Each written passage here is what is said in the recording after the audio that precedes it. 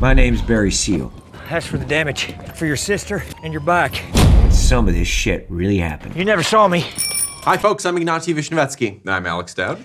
Today we are talking about American Made, a film that reunites Tom Cruise with Doug Liman, his director on a very good film called Edge of Tomorrow. This one is just okay. Welcome to Film Club.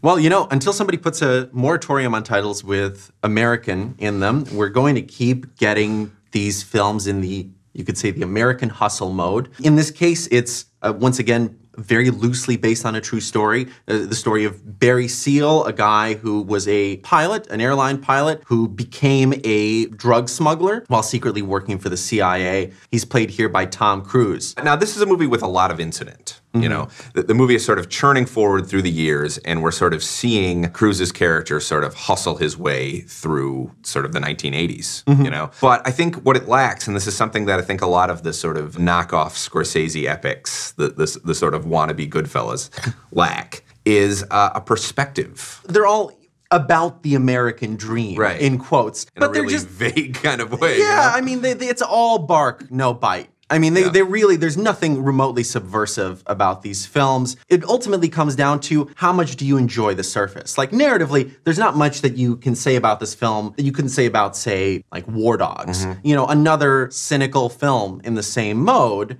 Yeah. But this is a lot more enjoyable because it's much better made. Yeah, I mean, it has some surface pleasures, certainly. I think that Liman is having a lot of fun with the kind of opportunity to sort of montage through this character's misadventures. And I think Cruise is fun, too. I mean, I think he usually is. He's very good at playing dicks. Yes. And I almost wish they were willing to make his character more of a dick and less of this naive, you know. Well, there's a certain fun about that in that, I mean, when we first see him, when he first gets approached by Domhnall Gleeson, plays the CIA agent who first approaches him about working for them, he's just sort of so taken by the idea of doing this that he just kind of says yes. And the movie is about what happens when somebody just constantly says, okay, let's do it. But what, like, don't you feel like it would be so much better if it actually didn't ask you to extract that that reading days after the fact, but and he's not much of a character. It was actually developing it. Yeah, as part of his characterization. When he does this narration about how much he loves Ronald Reagan,